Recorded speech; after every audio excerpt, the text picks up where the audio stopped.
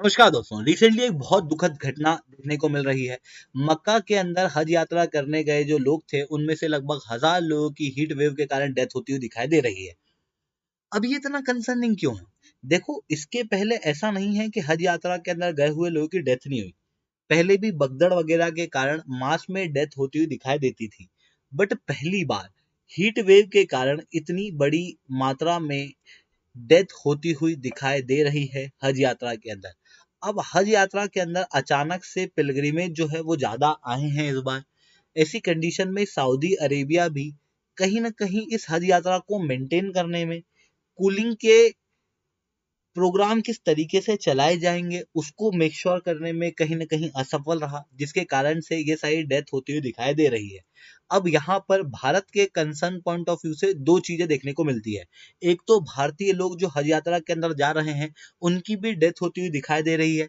वहीं दूसरी तरफ भारत के अंदर भी हीट वेव आ रही है, जिसके अंदर आपने इस बार देखा होगा तो दिल्ली के अंदर तापमान लगभग 50 डिग्री सेल्सियस छू रहा था। इवन रोज दिल्ली के अंदर फायर ब्रिगेड यहाँ से वहां जाती हुई दिखाई दे रही थी। कई सारे घरों के अंदर, कई सारी फैक्ट्रीज के अंदर आग लग गई। यानी कि इकोनॉमिकल लाइफ डैमेज, ये सारी चीजें हीट वेव के अंदर हम लोग को देखने को मिलती है।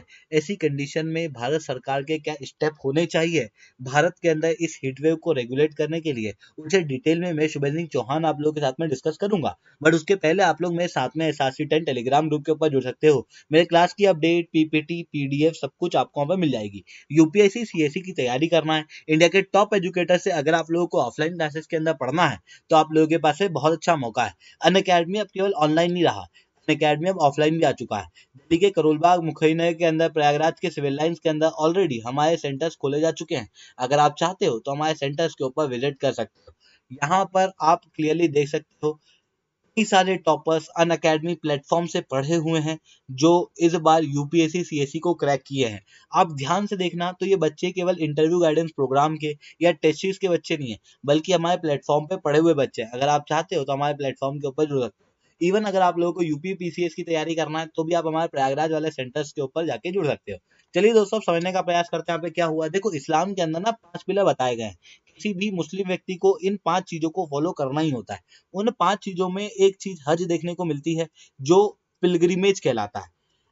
अपनी लाइफ टाइम के अंदर हर व्यक्ति इस्लाम के अंदर ये एक्सपेक्ट किया जाता है उससे कि वो हज यात्रा पे जाएगा। बट इस बार हज यात्रा के अंदर क्या हुआ कि सऊदी अरेबिया के मक्का के अंदर ये हज यात्रा होती है, जहां पर तापमान लगभग 120 फ़ारेनहाइट से ऊपर पहुंच गया। मतलब 50 डिग्री से ऊपर तापमान जो है वो हिट कर रहा था। ऐसी कंडीशन के अंदर एग्जॉशन के कारण डेथ हुई है। और यहाँ पर डेथ ऐसा नहीं है कि केवल बुजुर्ग लोगों की हुई है, हालांकि बुजुर्ग जो है वो मोस्ट वल्नरेबल लोग दिखने को मिल रहे हैं, बट उसके बावजूद भी कई सारे यंग लोगों की भी मृत्यु यहाँ पर होती हुई दिखाई दे रही है। अब मक्का अगर मैं बताऊं आपको तो मक्का यहाँ पे सऊदी अरेबिया के अंदर इस रीजन के अंदर देखने को मिलता है।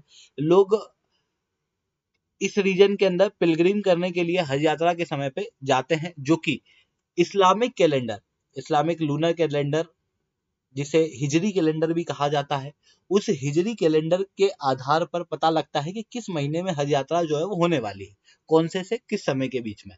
तो वो चीजें हम लोगों को यहाँ पर देखने को मिलती है। 1081 लोगों की मृत्यु इस बार हज यात्रा के अंदर हुई है, जो कि 10 अलग अलग कंट्रियों के हैं। पर यहाँ पर इस बार अलग क्या है? अलग है इस बार जो डेथ हुई है, ये डेथ हुई है हीट वेव्स के कारण। हीट वेव आपको भारत के अंदर भी इसी तरीके से देखने को मिलेगी। जब प्लेन वाले रीजन के अंदर तापमान 40 डिग्री छू जाए तो आईएमडी द्वारा हीट वेव घोषित किया जा सकता है। हिल रीजन के अंदर 30 डिग्री छू जाए तो वहां पर हीट वेव घोषित की जा सकती है। ये तो एक जनरल आइडिया है।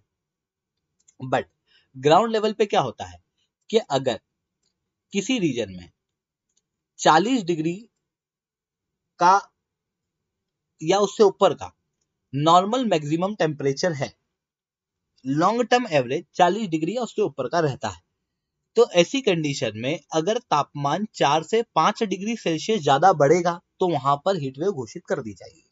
वहीं किसी रीजन में अगर 40 डिग्री सेल्सियस से कम एवरेज तापमान रहता है तो वहां पर 5 से 6 डिग्री सेल्सियस तक तापमान अगर बढ़ेगा तो हीट वेव घोषित की जा सकती है। वहीं सीवियर हीट वेव कब घोषित की जाती है? जब 40 डिग्री से ऊपर तापमान वाले रीजन के अंदर अगर 6 डिग्री से तापमान और बढ़ जाए, डेविएशन 6 डिग्री से ऊपर का, तो ऐसी कंडीशन के अंदर सीवियर हीटवेव देखने को मिलती है। 40 डिग्री से कम का तापमान हो, उस रीजन के अंदर 7 डिग्री से ज्यादा तापमान अगर बढ़ेगा तो उस समय पर सीवियर हीट वेव जो है वो हम लोगों को देखने को मिलती है। और ये जो हीट वेव कैलकुलेट की जाती है थोड़े से लंबे समय के लिए कैलकुलेट की जाती है। अब इस हीट वेव की वजह से एनवायरमेंट के ऊपर, लोगों की हेल्थ के ऊपर, इकोनॉमी के ऊपर डायरेक्ट असर होता हुआ दिखाई देता है, क्योंकि हमारा जो शरीर है ना वो एक तापमान तक को ही हैंडल कर सकता है, उसके ऊपर फिर एग्जॉर्शन, हार्ट रिलेटेड इश्यूज देखने को मिलते हैं। ये जो हीट वेव है ये केवल ऐसा नहीं है कि भारत के अंदर ही प्रेवलेंट है, बल्कि वर्ल्ड की कई सारी कंट्रियों के अंदर इस बार हीट वेव जो है वो हम लोगों को देखने को मिल रही है। यहाँ पर आप देखना 2021 से 2018 से 2023 के बीच में पिछले 5 वर्षों के अंदर इतने सारे देशों के अंदर हीट वेव आती हुई दिखाई दी, जिसकी वजह से कई सारे लोगों की डेथ हुई है, जंगलों के अंदर आग लगी है। इवन यूरोप के अंदर जो पिछली बार हीट वेव आई थी उसकी वजह से रोड जो है वो पूरी तरीके से पिघल गए थे, मतलब रोड ही पिघल जा रहे थे। भारत के अंदर भी आपको इस वर्ष हीट वेव देखने को मिली जो काफी खतरनाक थी, जिसकी वजह से कई सारे लोगों के ऊपर असर पड़ता हुआ दिखाई देता है।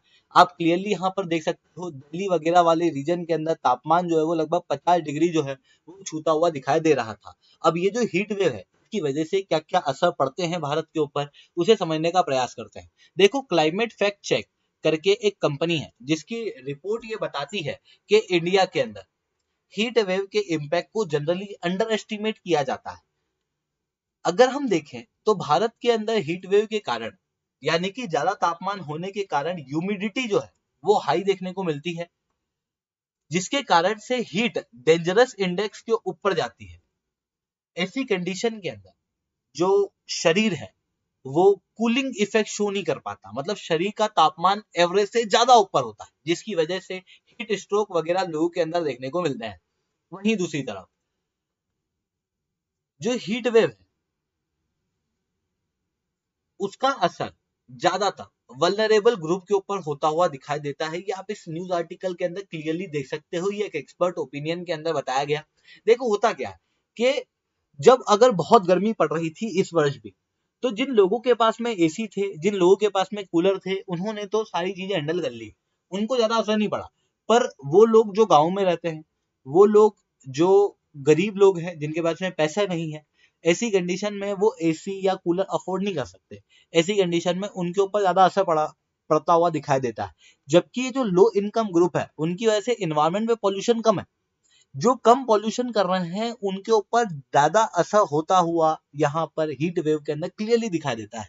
इवन जब हीट वेव होती है तो उसके कारण से पानी का इवोपरेशन फास्ट होने लगता है, जिसके कारण से हीट वेव के कॉन्सिक्वेंस के रूप में कई सारी जगहों पर पानी की शॉर्टेज देखने को मिलेगी, क्योंकि हीट वेव बढ़ेगी ना तो पानी का कंजप्शन अपने आप बढ़ जाएगा, क्योंकि बिजली ज्यादा प्रयोग में आएगी, लोग नहाएंगे ज्यादा, पानी बार बार यूज आएगा। ऐसी कंडीशन में पानी ज्यादा भर के लाना पड़ेगा महिलाओं को, जिसके कारण से महिलाओं के ऊपर भी असर पड़ता हुआ दिखाई देता है। ग्रामीण क्षेत्रों के अंदर घर के अंदर पानी मेंटेन करने की जिम्मेदारी जो है वो महिलाओं की है। ऐसी कंडीशन में भारत सरकार द्वारा हीट वेव से प्रोटेक्ट करने के लिए कई सारे काम किए जा रहे हैं ऑलरेडी, जैसे रिन्यूएबल एनर्जी के ऊपर फोकस करना, इन्वायरमेंट को रेगुलेट करने का प्रयास करना, ये सारी चीजें हम लोग ऑलरेडी कर रहे हैं। बट हीट वेव काफी अनसर्टेन है। ऐसी कंडीशन के अंदर अवेयरनेस फैलाना कम्युनिटी के अंदर, इसके बारे में बताना कि देखो हीट वेव इतनी घातक हो सकती है, बुजुर्ग लोगों के ऊपर, बच्चों के ऊपर, आउटडोर वर्कर्स के ऊपर क्या असर पड़ सकता है।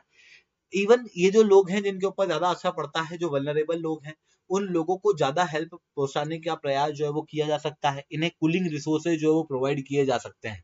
ये तो हम public awareness education point of view से कर सकते हैं। वहीं लॉन्ग टर्म वे में हम ये कर सकते हैं कि ग्रीन हाउस गैस के एमिशन को कम करने वाले जितनी भी चीजें हैं वो की जा सकती हैं। इवन इंडिविजुअल लेवल पे हम लोग क्या यूज कर सकते हैं, देखो एसी का प्रयोग जो है वो कम करना पड़ेगा, क्योंकि एसी से कूलिंग होती है हमारे घर में, पर बाहर इन्वायरमेंट जो है वो गर्म होता हुआ दिखाई देता है। अर्बन एरिया के अंदर आप जाओगे तो आपको क्लियरली हीट आइलैंड जो है वो बनते हुए दिखाई देंगे। ऐसी कंडीशन में एसी का प्रयोग कम किया जा सकता है। अब आप कहोगे कि यार सर ये बातें सुनने कहने के लिए अच्छी है कि हाँ एसी का कम कर ले, पर गर्मी इतनी पड़ती है, हमको जरूरत तो लगती है, तो हम क्या कर सकते हैं, हमारे घरों के अंदर कुछ कूलिंग इफेक्ट का प्रयोग किया जा सकता है। मतलब कुछ ऐसे अल्टरनेटिव हम यूज कर सकते हैं जो एसी का प्रयोग कम भी कराए और हमारे कमरे को रिलेटिवली ठंडा रखे। जैसे एक चीज होती है कूल रूफ, कई सारे घरों के अंदर आपने एक सफेद कलर का पेंट लगते हुए देखा होगा, उस चीज को हम लोग कूल रूफ कहते हैं। ऐसी कंडीशन में क्या होता है, जैसे जनरली छत का जो कलर होता है वो ग्रे कलर का होता है, सीमेंट कलर का। जो सीमेंट कलर होता है ना, वो क्या होता है, थोड़ा डार्क कलर होने के कारण सूरज की रोशनी को ज्यादा अब्जॉर्ब कर लेता है, जिसके कारण से ऊपर वाला फ्लोर जो है वो आपको सबसे गर्म महसूस होगा। पर अगर ऐसा किया जाए कि वहां पर व्हाइट कलर की रूफ लगा दी जाए तो ऐसी कंडीशन में सूरज की रोशनी अब्जॉर्ब कम होगी, जिसके कारण से तापमान जो है वो कम बढ़ता हुआ दिखाई देगा। तो कूल रूफ एक बहुत अच्छा अल्टरनेटिव है। इवन गर्मियों के समय पे आप पेड़ों के आसपास जाओगे ना, आपको बहुत अच्छा लगेगा, यानी कि ठंडक आपको वहां पर महसूस होगी। ऐसी कंडीशन में अर्बन एरिया के अंदर, इंफ्रास्ट्रक्चर के अंदर, हर छोटे छोटे एरिया के अंदर पार्क वगैरह लगाए जा सकते हैं।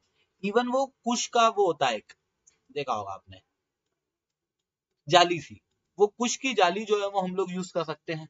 सस्टेनेबल बिल्डिंग डिजाइन, जैसे नेचुरल वेंटिलेशन वगैरह घरों के अंदर हो, ऐसी कंडीशन में इन वेंटिलेशन से गर्मी को हम कम कर सकते हैं, एयर का फ्लो प्रॉपर रूप से मेंटेन हो। वहीं अर्ली वार्निंग सिस्टम और heat wave action plan Bharat सरकार अगर क्रिएट करे तो इन सारी चीजों से हम लोग हीट वेव को कंट्रोल करने में कारगर हो सकते हैं। पर ये सारी चीजें शॉर्ट टर्म है, लॉन्ग टर्म है एनवायरमेंट को प्रोटेक्ट करना, जो हमको आपको सबको मिलके करना पड़ेगा।